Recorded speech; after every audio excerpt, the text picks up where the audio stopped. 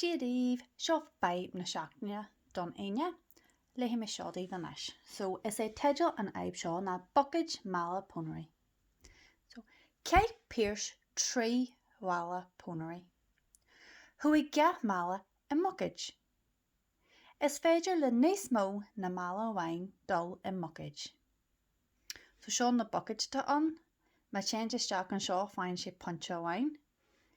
Ma tean sé isteach sa ceann seo fonte, trí fonte ma tean isteach sa ceann seo, agus 4 fonte ma tean isteach sa ceann sin. Leis céiste hain, cé dé an scór is ardre is féidir le Pierce a ail.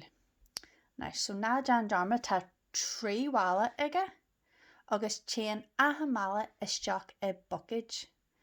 So inné dá trí wala a ceitheadh, cé dé an scór is ardre a deag leis a ail.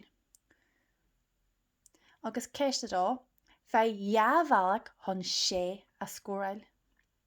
So tá sé ag úsáid trí mala pónara, dói chun sé a ail ag úsáid trí wala.